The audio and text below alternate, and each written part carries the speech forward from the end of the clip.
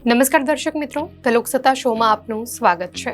મહાકુંભને લઈને પશ્ચિમ બંગાળના મુખ્યમંત્રી મમતા બેનર્જીએ ઉત્તર પ્રદેશના સીએમ યોગી આદિત્યનાથ પર નિશાન સાધ્યું છે। તાજેતરની નાસભાગની ઘટનાઓનો હવાલો આપતા મમતા બેનર્જીએ મહાકુંભને મૃત્યુ કુંભ ગણાવ્યો છે। તેમણે કહ્યું કે વીઆઈપીને ખાસ સુવિધાઓ અપાઈ રહી છે અને ગરીબોને સુવિધાઓથી વંચિત રાખવામાં આવી રહ્યા છે। મમતા બેનર્જીએ કહ્યું કે મહાકુંભ હવે મૃત્યુ કુંભમાં બદલાઈ ચૂક્યો છે।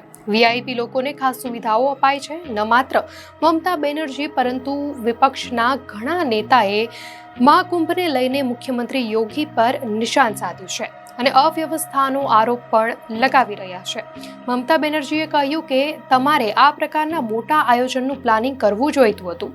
નાસભાગની ઘટના બાદ કેટલા પંચ કુંભ મોકલવામાં આવ્યા, પોસ્ટમોર્ટમ કર્યા વિના જ મૃતદેહોને બંગાળ મોકલી દેવાયા। તે કહેશે કે તે લોકોના મૃત્યુ હાર્ટ એટેક આવવાથી થયા અને તેમને વળતર નહીં અપાય। તમે દેશને વહેંચવા માટે ધર્મ વહેંચો છો।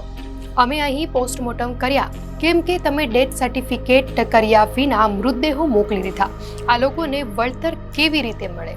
તો આ અગાઉ સમાજવાદી પાર્ટીના વરિષ્ઠ નેતા અને ધારાસભ્ય શિવપાલસિંહ યાદવે પણ મહાકુંભને લઈને યુપી સરકાર પર નિશાન સાધ્યું હતું। તેમણે કહ્યું હતું કે શાસ્ત્રોમાં ક્યાંય પણ 144 વર્ષ બાદ કુંભ આવવાનો ઉલ્લેખ નથી।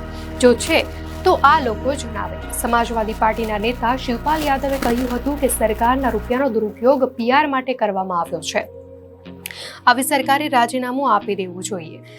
સરકાર સનાતન ધર્મનો દેખાવ કરી લોકોની આસ્થા સાથે રમત રમી રહી છે। સરકારનો વાસ્તવિક હેતુ જનતાના વિશ્વાસને તોડવાનો છે। આ લોકોનો આસ્થા સાથે કોઈ સંબંધ નથી।